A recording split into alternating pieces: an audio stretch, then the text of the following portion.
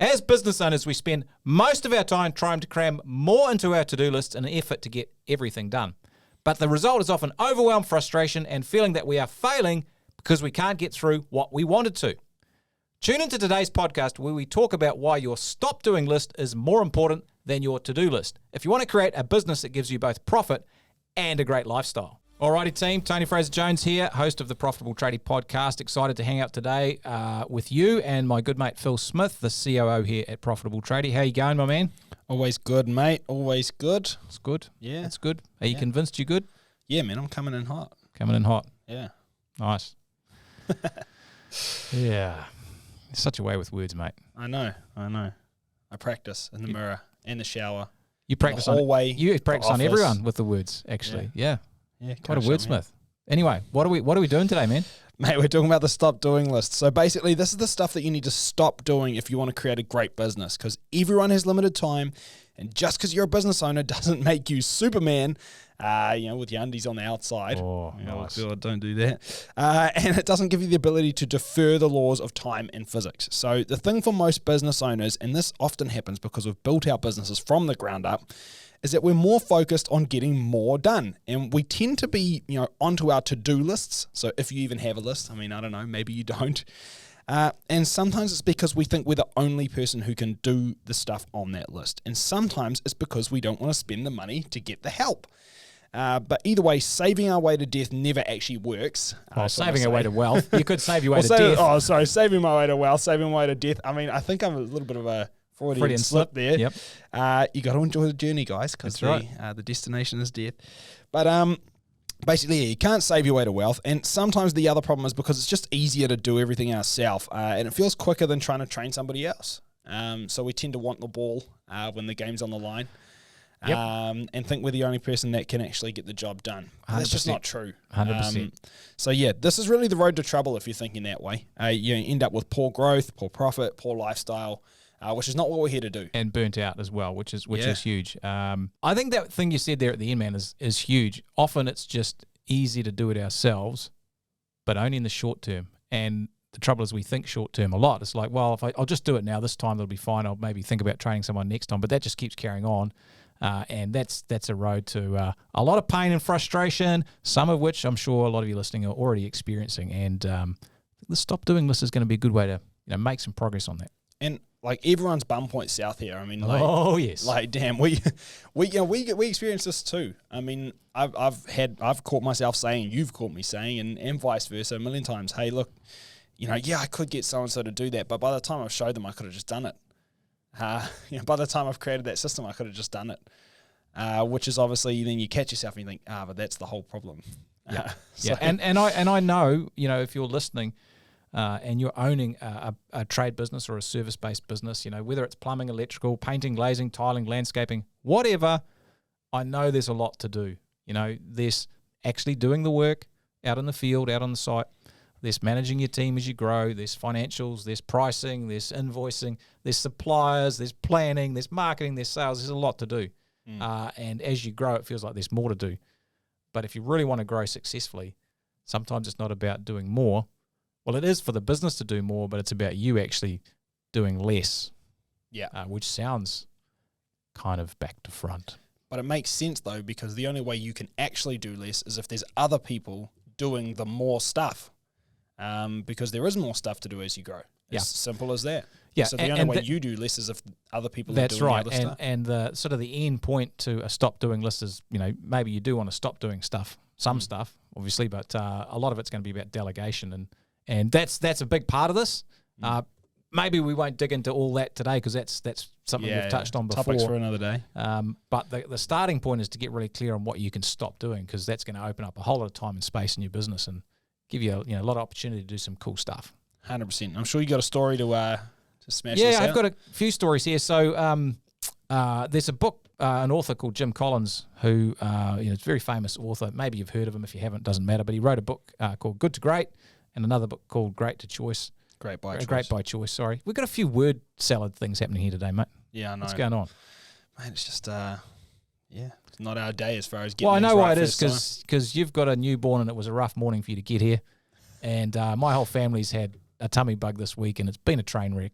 Yeah, but guys, we're here doing guys, it. if I'm not here next week, it's because Tony's passed on his germs. Oh, Thanks, mate. it was grim, I can tell you. Takes a lot of coordination to manage both ends at the same time. That's all I'm going to say. Let's not get into this right here on the podcast. Yeah, right? no. Keep no. it G-rated. But you know, but my wife, I got it. Oh, sorry. Okay. Yeah. Back Nothing to like Jim Collins, all right? No. My wife was incredibly helpful, as I'm like sick as, and she's like, I think you need a ice cream container so you can sit on the toilet at the same time as you're vomiting. And I was like, whoa, that's the best thing I've heard all day, love. I don't know how you fit it all into an ice cream container, mate. I'm more like a 50 litre keg. This wasn't alcohol-induced vomiting, mate. This was like, actual bug. Anyway, back Jim to task. Collins, good to great and great by choice. He suggests a really interesting experiment to sort of help clear the windshield, so to speak, with this sort of thing. So he says, suppose you woke up tomorrow and you received 2 phone calls. The first one tells you that you've inherited 20 million, no strings attached, happy days. And the second tells you that you have an incurable terminal disease and you have no more than 10 years to live. What would you do differently? And in particular, what would you stop doing? What would suddenly not become so important? Probably the stuff you hate doing and is really frustrating. That's sort of the setup. And then he goes on to say that this lesson came back to him a number of years later while he was puzzling over some research data on the 11 companies that had turned themselves from mediocrity to excellence, from good to great in his research. And looking at the key steps that really set the transformations off, him and his research team were really struck by how many of the big decisions were not, were what not to do. That is what to stop doing. Yeah. As in what to really focus on. Yeah. And so that was the big, one of the big lessons from good to great is like extreme focus. Yeah. And 100%. not being distracted and trying to do everything. Yeah. Because that diverts, effort, resource, thought power. So if it's good enough for some of those big companies, it's probably a good principle for us who are running, smaller businesses to really think about. Well, it's a common theme, right? And there's whole books about this. Who Not How by Dan Sullivan. Again, I always love a Steve Jobs quote, but he used to say, hey, I'm really, really proud of everything we've done at Apple, and I'm even prouder of the stuff we didn't do. Because, whatever they've come out with, there's 100 more ideas in that were actually really good. But the only way to get one to be really successful is to not do the other ones. And it's the same with tasks. And I think that's what we'll dig into today. So, look, if we don't have a stop doing list, we could run into some problems, right? Yeah, look, you're going to feel overworked, overwhelmed, and burnt out. You tend to focus on everything instead of the stuff that really, really, spins the dial or turns the needle. And your team doesn't have a chance to set up to stand up as well. If you're trying to do everything, kind of across everything, they're just a bunch of task monkeys, bunnies as well. And eventually, the thing is, you try and do everything at the start in your business, and I understand that's pretty normal. Like that's just you or maybe 2 or 3 people, and you by force of will and effort can actually grow the business. But there will come a point where you can't because, well, even though you're wearing the undies on the outside, you are not Superman. Yeah, you're just a guy who wears undies on the outside of his pants. Which is crazy, right? And now you're starting to look a bit silly. That's right. So, you will run out of time and capacity to grow your business. And you can't actually grow it past a certain point if you're trying to do everything. So, that's definitely an outcome if you just try to do everything. Yeah, but on the other hand, if we know what to stop doing, then there's benefits. Yeah, 100%. So I think you focus on the stuff that really... in your business and in your life as well, this is super important. It's not just about business. That really makes the most difference. Leads to business and profit growth. You can build a team. Like you're going to be able to delegate better and understand that delegation is important. Your team's going to come up in their skill level because they're getting more opportunity. And you have more time, less stress, and life will be way more fun. Yeah, sounds good. It is good. How do we do it? Well, get a bit of paper and let's write some stuff down. All right. I think the key thing here is, look, we're all special, right?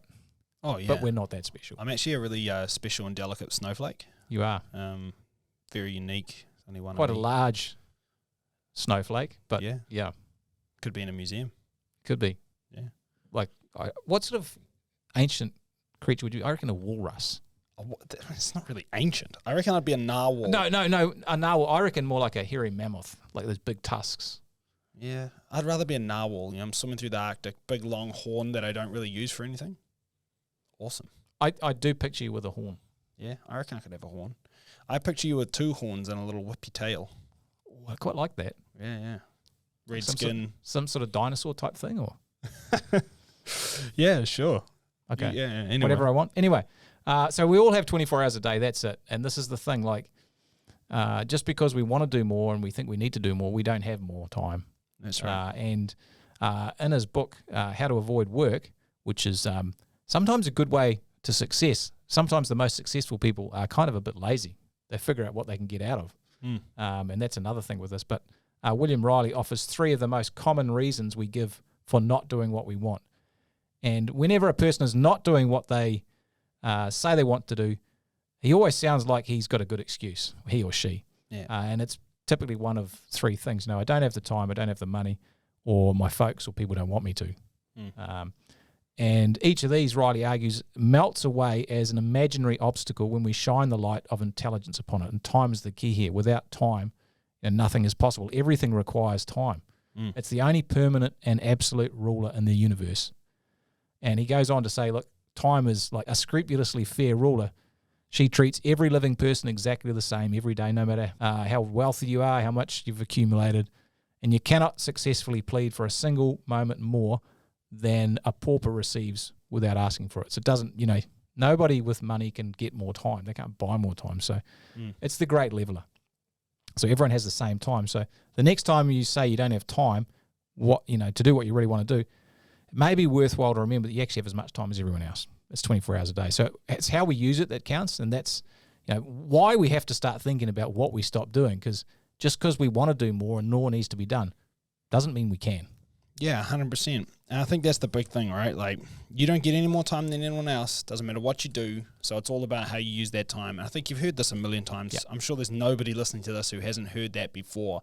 But I think it's easy to hear it, easy to understand it, but people don't really live that ever. Bingo. And they say, yeah, I understand, I get it, blah, blah, blah. And I'm like, but I'll just go and and I'm like, okay, cool. But I've looked at your time and motion study, and I'm like, well, you say you understand it, but I would beg to differ. Well, one of the first things we do with our members in the $1 Million Tradie program is we look at their calendar. Yeah. And, when that's just chock-a-block and there's no room in there, it's like, well, you're trying to actually, hack the laws of physics. Yeah. Which is not going to work. Doesn't work. Yeah, 100%. So on the other hand, the stop doing list, I mean, it's pretty counterintuitive to that, right? Right. So it is counterintuitive. We're pushed to do more, but that is a vicious circle. Sometimes we need to focus on, less of the wrong stuff and more of the right stuff. And there's lots of stories today. There is a point to these stories. Maybe you may have heard of the Pareto principle, which is like the 80-20 rule. And Vilfredo Pareto was, I think, an Italian economist or something. Anyway, he was in his garden growing peas, and he figured out that 80% of his peas came from 20% of his pea pods. Okay, whatever. But what he then noticed is that same 80-20 distribution applied to wealth in Italy, and so 20% of the people had 80% of the wealth. And then we've discovered that this applies to everything, including your time. So 80% of your results come from 20% of your activities. Yeah, and just think about the inverse of that, because that's one thing, but just really think about the inverse. That means that 20%, just 20% of the results is coming from the other 80% of stuff you're doing. So 80% of what you're doing is not really having that much impact. And it's not to say it's not important. It might still have to happen somehow, but it's nowhere near as important as that top 20% of what you're doing, because that's getting 80% of the results. So you really need to grasp that concept in order to leverage this properly. Yeah, and that this, might be thinking, well, look, I've got 5 people in my team, and I've got to win work, and then I've got to do work, and I've got to send the invoices and all that sort of stuff. They're all important. Well, that's true, but which ones of those things, if you don't do them, is going to completely kill you? Well, you have to sell the work, so that's pretty important. Maybe you have to invoice it. What of that stuff do you have to do, and what can other people do is really what it's about. Because some of it you'll have to do, even though you might be the best at doing all of it. Yeah. And that's the thing. That's where you're looking for that 20% that really you can make the biggest impact on. Yeah, 100%. And look, you see this everywhere. Like, people say, oh, but I've got to do that. And I mean, it even goes right down to stuff you do in your day, right? I mean, I really need to do the invoicing, and I really need to, schedule these jobs, and I really need to go out and see that client. But I've also got to do the grocery shopping, and I really have to make sure I get to the bank today, and I really have to make sure that I fill out that form for my son's school so he can go on a school trip. And the fact is, it's like I could order the groceries online. I could go to the bank another day, or maybe I could just call up and speak to someone on the phone. Maybe I could make that shorter. The school trip. Hey, look, maybe that's not due for a couple of days, or maybe my wife could fill that out, or hey, look, maybe one of the other kids could fill it out and sign my name on it. I don't know. You used to do that, didn't you? Yeah, I did that a lot. I'm pretty good at my dad's signature, actually. It's a pretty easy one. So good old Sparky Dad. We actually have the same initials, so we have almost the same signature. What is your dad's name? Pete. Oh. Yeah, there you go. There we go. That was handy. Yeah. So anyway, the point is, it's like, it doesn't mean that stuff doesn't need to happen, but I need to do it is where we go wrong here. And I think that's really a big part of what this is today. And there's an opportunity cost that we need to consider. Right? Yeah, you can only spend each hour you've got once. So, high value business tasks that make money versus stuff that saves money. That's a classic. Like I'll do the invoicing in my business because it's going to save me $25-$30 an hour paying someone to do it. Yeah.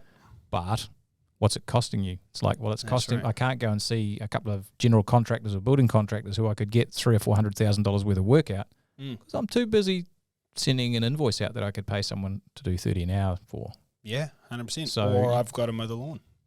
Yeah, well, whatever. It's getting really high. Yeah. But the thing is, you could pay $50 and someone mows your lawn, and meanwhile, you're getting $100,000 worth of work by meeting that client. So. 100%.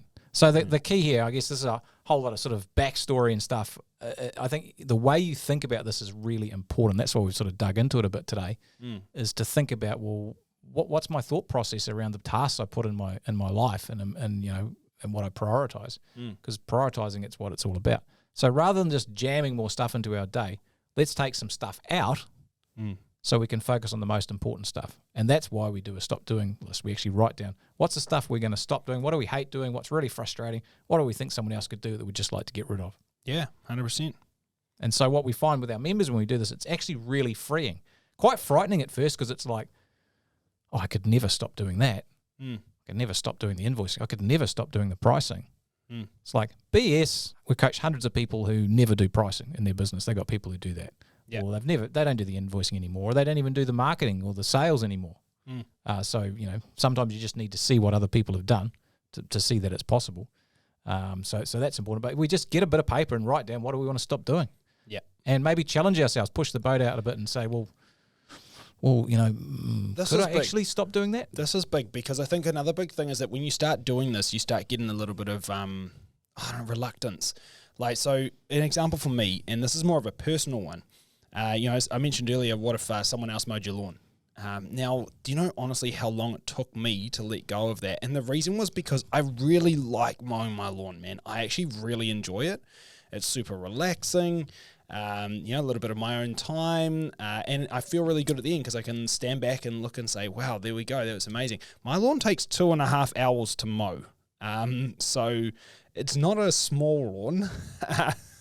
And I think the big thing here is, like, when I actually let it go, I felt a lot of remorse. I was like, oh man, I'm letting go of this. But it takes a bit of a shift because, again, it's not about what you're letting go, it's about what you're able to do when you let that go. And the big thing that really sunk in for me is that when I actually started looking at that, not in terms of, hey, look, I could get that off my plate and it would free up some time, generally. It's, I get that off my plate, and then every second Saturday morning, I get 2.5 more hours to play with my kids. And I'm like, I enjoy the lawn. It's fun. I enjoy going to the park with my kids more.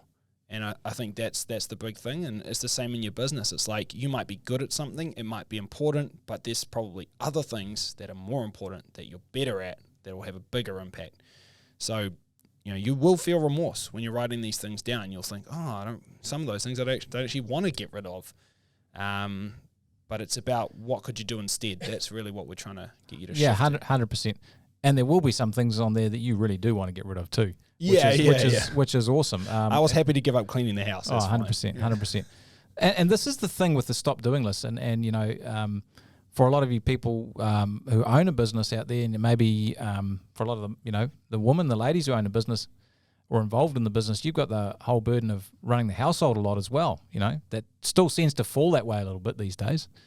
So it's not just about stopping doing stuff in the business. It could be stopping doing stuff in the rest of your life, like cleaning the house, doing the washing, Even picking kids up from school, maybe you can get a student to help do. There's all sorts of things you can do to free up a bit of time. And now you won't necessarily want to do all of that, but you can stop doing what you want. You can buy back that time with probably $25 an hour. But this is big as well, because people often say, well, I would outsource that, but I don't actually have the money, I can't afford it. And what they don't realize is it's outsourcing that allows you to take part in the other activities that generate the money to help you afford it. So if you never do it, you'll never afford to do it. Like I look at Dan Sullivan in his book, Who Not How, and he talks about how basically at home, he wants his house to be like the Four Seasons. Now, I know that you might be sitting there thinking, man, I'm just trying to pay rent. Look, I get that, but just hear me out. Look, in this case, Dan Sullivan basically set it up so that everything in his house is like a hotel. The fridge stocks itself. The pantry stocks itself. The house cleans itself. Fairies come and do this. Obviously, it's not fairies. He pays people to do this stuff. And you think, well, if I had all the money in the world, I'd do that too. The thing is, Dan Sullivan did that before he had all the money in the world. And that freed up his time to make all the money in the world. So that's the little thing that's hard to get your head around sometimes, is that you think, I would love to do this, but it costs money to outsource stuff. I'm like, sweet, but if you spend that money, it's actually an investment in the time it creates and what you're able to do with that time, which pays for the and this is the thing. This is the thing, and we've spoken about this in the podcast before. You've got two resources. You've got time and money. So if you're trying to save the money, you're spending your time. That's it. And you're never going to get that time back, and it has an opportunity cost. So that's the real shift here. Yeah. But what I challenge people to do is, if you're listening, get a piece of paper and start writing down maybe 5 or 6 or 7 things that you want to stop doing in your life and your business. And that could be both from business and personal life, as I said. So maybe you want to stop doing the invoicing. You want to stop pricing. You want to stop answering the phone. Maybe you want to stop picking up materials. You want to stop doing the lawns. You want to stop doing the shopping or cleaning the house, whatever it is. Write it down. And it's going to involve you learning to say no. That's a part of it, and that can be hard. Definitely. But think about what your vision for your life is. Vision is important, and you're not actually saying no. You're actually saying yes to your vision when you start doing and stop doing this, because you're creating time that you can actually build the life that you want.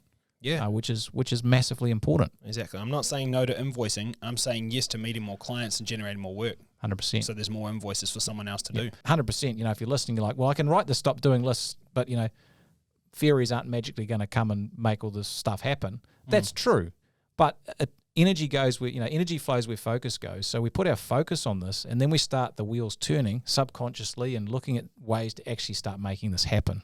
And that's the key thing here. 100%. So the thing is how to figure out what's to go on your stop doing list as well. I think stop doing what you don't like. Yeah, well, that's first. Stop doing. Life's too short to do what you don't like. Yeah, and stop doing what's a low hourly rate. And I think hourly rate's a good thing to think about here. Like, what are you actually worth to your business? Yeah. And maybe just take your profit and salary and divide that by 20/80, which is basically the number of hours in a year. And anything lower than that, you got to get rid of. Often you're doing stuff that costs someone $20, $25 an hour. You could pay them. Yeah. And yet your hourly rate to the business is $100, $150 an hour. Well, actually, when you work it out, I've done this recently in one of the webinars we ran for the members, and actually the average dollar figure that we came to when we worked out the real hourly value of the business owner was about $560. And so I think the thing is as well with the $20 an hour task, it doesn't mean it's not important. Like I look at payroll, for example, as an example, that's a super important task. If you don't pay your team, they tend not to show up. So it has to happen. It's crucial. But it's not that difficult. Like once you know how to do it, it's pretty repetitive. And so honestly, someone else could definitely do that, and they could be paid $20, $25 an hour. And so just because it's important doesn't mean it's not a $20 an hour task. Like I'm talking high value stuff that has huge return, and that's also, reasonably specialized. And, again, if you enjoy it, great. Like this is what we want to be doing. And again, stuff you're good at. Like I think about other stuff to put in your stop doing list. If you genuinely suck at something, like maybe you shouldn't be the one doing it. Damn, there's stuff that I'm terrible at. Anything to do with technology, and like, man, that's why we have Nephi. Who's waving at us? He's waving at us right now. But if I had to do any of the stuff that he does, it just wouldn't be done well. So simple as that. Yeah. I think you can also write down some sort of attitudinal things in your stop doing list. Things like, hey, I'm going to stop making excuses. I'm going to stop drifting. I'm going to stop procrastinating. Stop blaming others. Stop taking, I'm going to stop not taking care of myself. I'm going to stop not having a holiday at least every 12 weeks. So you can write some stuff down like that in your stop doing list as well, just to give you a nudge in the right direction, with your lifestyle as well. Yeah. And with the stop doing list, like I said, it doesn't, magically just appear out of nowhere once you write it down that these things happen. But you use that list to, one, drive the delegations that you're going to put in your business, drive recruitment, to set up the organizational structure that you want to build, both business-wise and in your personal life. Like recently, Bronwyn and I wrote a stop doing list, and one of the things we want to stop doing is, admin on our investments. And we have a bunch of investments around the place, and like the admin on it, Bronwyn's been doing it, it's just like a pain. Yeah. And so recently we've made a change to our structure here at work, and someone's going to be helping us do that. Now, it would have never happened if we didn't write down the stop doing list about, what we wanted to happen. So it kind of kicks the process off. Yeah, 100%. So basically what we want to do is just making that list, and it, like you said, it sets that plan, and then we can start taking action. So just confirming what you said, man, it doesn't mean we make the list and then stop doing it. That's not actually how that goes. But once you make the list, you know where to start, you know what you're trying to achieve. Action. Yeah. And put, I really challenge you, if you're listening, write down your stop doing list, what you'd really like to stop doing. Put it in your office where you can see it as well. So it's right front and center. 100%. Well, let's land this plane. All right. It's been fun. Look, it's time to really stop cramming your calendar full of more stuff, because growing, more profit, and a better lifestyle is all about focusing on the stuff that really makes the biggest difference, not just doing more stuff. So grab a pen and paper, write down what you know you need to stop doing, and it'll start to create some more space and time in your business and your life. Thanks heaps for listening, and look forward to catching up again next time. See you later. Hey, I hope you liked the video. Check out all the other videos in the channel and like and subscribe.